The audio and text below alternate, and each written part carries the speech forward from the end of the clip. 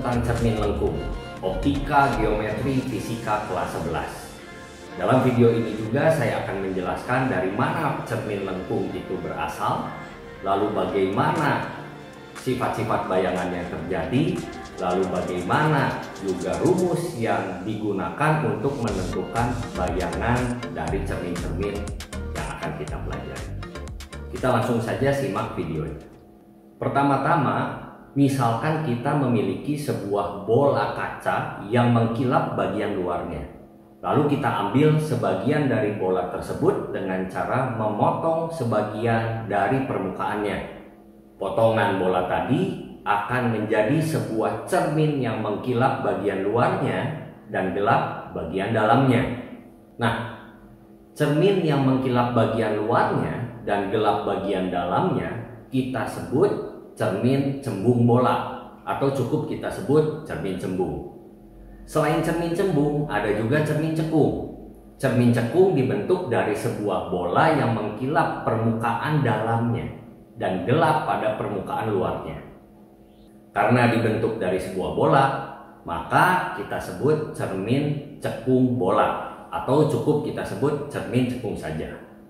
Ada beberapa istilah yang Sobat E+ harus tahu dalam mempelajari cermin ini. Yang pertama, titik O disebut dengan vertex, adalah titik pusat permukaan pantul. Lalu yang kedua, titik P disebut pusat kelengkungan cermin, yang sebenarnya adalah pusat dari bola cermin. Lalu yang ketiga, jari-jari kelengkungan disebut dengan R besar, yang merupakan jari-jari cermin atau jari-jari bola. Yang keempat, sumbu utama adalah garis lurus yang menghubungkan pusat kelengkungan dan vertex. Lalu yang kelima, titik F disebut juga dengan titik fokus utama.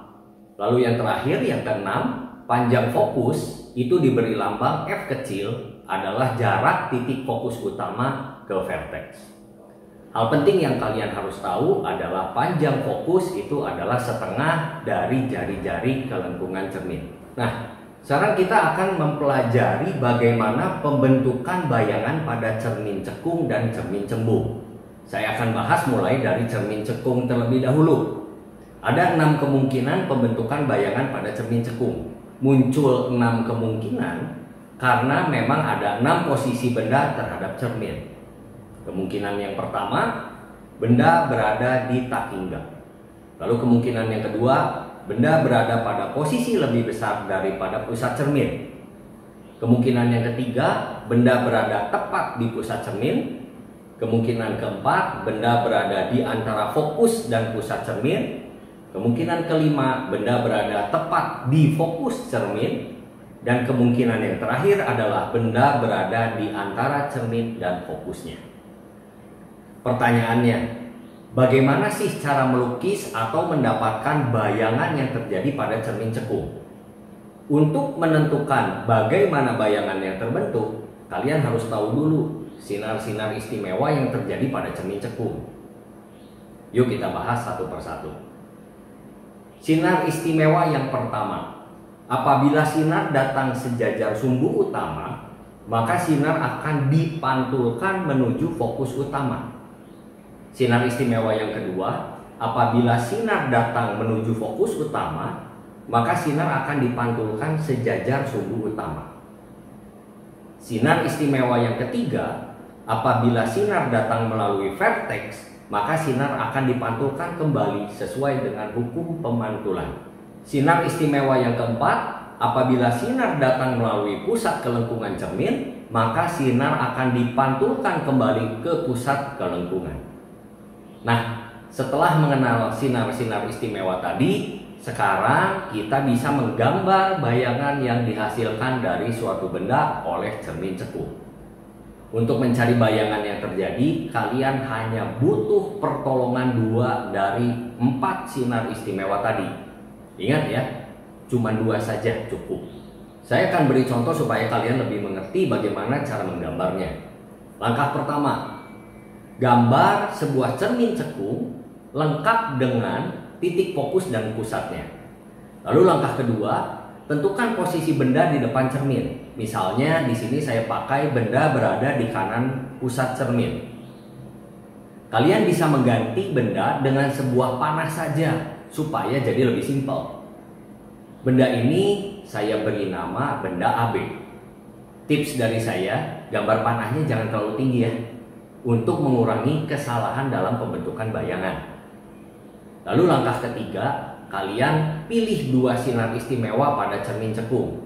Misalnya saya memilih sinar datang sejajar sumbu utama, maka hasilnya akan dipantulkan menuju fokus utama.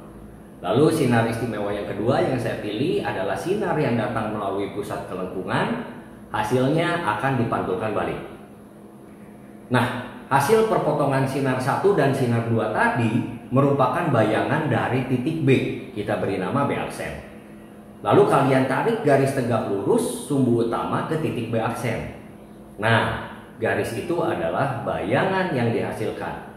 Jadi ujung bayangan yang satunya lagi adalah bayangan titik A. Kita tulis di sini A aksen. Untuk posisi-posisi benda yang lain, kalian bisa coba sendiri ya, menggunakan langkah-langkah tadi. Sebetulnya ada 2 cara umum untuk menentukan sifat bayangan cermin. Yang pertama dengan menggambar seperti yang kita lakukan tadi, atau yang kedua kita juga bisa menggunakan rumus cermin lengkung. Ini saya akan bahas di bagian akhir video ini. Setelah kalian bisa menggambarkan bagaimana bayangan yang terjadi, sekarang mari kita lihat bagaimana sih sifat bayangan yang terjadi pada cermin cekung. Sinar-sinar yang datang dari tak berhingga akan dikumpulkan oleh cermin cekung di titik fokusnya. Oleh karena itu, cermin cekung disebut juga cermin konvergen. Jika benda diletakkan lebih besar dari pusat cermin cekung, akan menghasilkan bayangan nyata terbalik diperkecil. Jika benda terletak pada pusat cermin, maka akan dihasilkan bayangan nyata terbalik dan sama besar.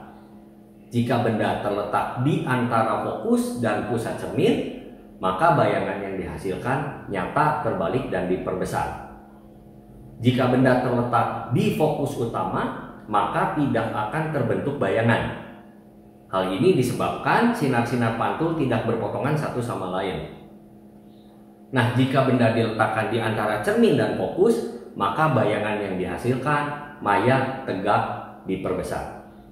Bayangan ini disebut maya karena terbentuk di belakang cermin.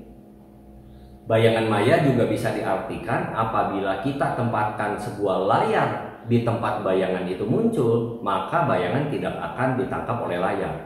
Masuk akal kan, karena layarnya ada di belakang cermin. Sedangkan bayangan nyata akan muncul pada layar. Oke, sekarang saya akan menjelaskan bagaimana jalannya sinar-sinar istimewa pada cermin cembung, sehingga kita bisa mencari bayangan yang terjadi pada cermin cembung. Sinar istimewa yang pertama, apabila sinar datang sejajar sumbu utama, maka sinar akan dipantulkan seolah-olah berasal dari fokus utama. Sinar istimewa yang kedua, apabila sinar datang menuju fokus utama, maka sinar akan dipantulkan sejajar sumbu utama. Sinar istimewa yang ketiga, apabila sinar datang menuju vertex, maka sinar akan dipantulkan kembali sesuai dengan hukum pemantulan. Lalu sinar istimewa yang terakhir, apabila sinar datang menuju pusat kelengkungan cermin, maka sinar akan dipantulkan kembali seolah-olah berasal dari pusat kelengkungan. Pada cermin cembung, cahaya yang datang dari tak berhingga akan disebarkan oleh cermin. Oleh karena itu, cermin cembung disebut juga cermin divergen. Karena fokus utama dan pusat kelengkungan cermin cembung berada di belakang cermin, maka cuma ada satu kemungkinan posisi benda, yaitu bendanya selalu di depan cermin. Hal ini akan mengakibatkan hanya ada satu sifat bayangan yang terjadi, yaitu selalu maya, tegak, dan diperkecil. Menentukan sifat bayangan dengan cara menggambar kurang akurat, teman-teman. Kalian harus benar-benar teliti dalam menggambar sinar-sinar istimewa. Melenceng sedikit aja gambarnya hasilnya jadi beda. Nah, kalian harus menggunakan skala yang benar. Sinar yang datang harus dekat dengan sumbu utama supaya mendapatkan hasil yang akurat. Tadi dijelaskan sebelumnya bahwa selain dengan cara menggambar, kita juga bisa menggunakan rumus cermin lengkung untuk menentukan letak bayangan, ukuran bayangan, dan sifat bayangan yang terjadi dengan lebih akurat. Rumus cermin lengkung adalah 1/F sama dengan 1/S ditambah dengan 1/S aksen, di mana F adalah jarak fokus, S adalah jarak benda ke cermin, S aksen adalah jarak bayangan ke cermin. Dan jangan lupa, jari-jari kelengkungan cermin itu 2 kali jarak fokus. Nah, ada perjanjian tanda untuk rumus cermin. Untuk daerah di depan cermin, S aksen, R, dan F bertanda positif karena daerah ini adalah daerah nyata. Sebaliknya, daerah di belakang cermin, S aksen, R, dan F akan bertanda negatif karena daerah ini adalah daerah belakang cermin. Kalau kalian perhatikan, jari-jari dan fokus cermin cekung selalu berada pada daerah nyata, sehingga R dan F-nya bernilai positif. Ini juga sebabnya cermin cekung disebut cermin positif. Sedangkan jari-jari dan fokus cermin cembung berada di belakang cermin, sehingga cermin cembung disebut juga cermin negatif. Jadi hati-hati ya, kalian jangan sampai lupa untuk masukin tanda plus sama minus ke dalam rumus cermin. Lalu rumus yang kedua adalah rumus perbesaran. M sama dengan minus S aksen dibagi S sama dengan H aksen dibagi H. M menyatakan perbesaran bayangan yang terjadi, H aksen adalah tinggi bayangan, dan H adalah tinggi awal benda. Hasil perbesaran yang kalian dapat bisa negatif atau bisa juga positif, teman-teman. M yang bernilai negatif menyatakan sifat bayangan nyata dan terbalik. Sedangkan M yang positif menyatakan sifat bayangan maya dan tegak. Jadi sudah satu paket ya Sobat E+. Kalau nyata ya pasti terbalik, kalau maya ya pasti tegak. Nah, kalau kita bagi lagi, maka ada 4 kemungkinan nilai M. Di sini saya beri contoh M sama dengan minus 3, M sama dengan minus 2/5, M sama dengan plus 3/2, dan M sama dengan plus 1/3. Untuk M yang negatif tadi saya udah jelasin bahwa sifat bayangannya pasti nyata terbalik. Sekarang kita perhatikan angkanya. Yang pertama, nilai M-nya 3. Karena 3 ini lebih besar dari 1, maka bayangan yang dihasilkan akan diperbesar. Kita lihat contoh yang kedua, M-nya 2/5 nilainya. 2/5 lebih kecil dari 1, teman-teman. Maka bayangan yang dihasilkan adalah diperkecil. Sekarang kita lihat lagi yang ketiga, M-nya itu nilainya 3/2. Nah, karena 3/2 lebih besar dari 1, maka bayangan yang terjadi itu diperbesar. Lalu yang keempat, M-nya itu adalah 1/3. 1/3 lebih kecil daripada 1, maka bayangannya diperkecil. Nah, untuk memahami penggunaan rumus dalam soal, kalian bisa simak video selanjutnya, yaitu soal dan pembahasan cermin lengkung. Sekian penjelasan mengenai pemantulan pada cermin lengkung. Semoga bermanfaat buat kalian semua. Jangan lupa subscribe dan tekan loncengnya supaya kalian bisa dapat update video-video terbaru dari kita. Sampai jumpa.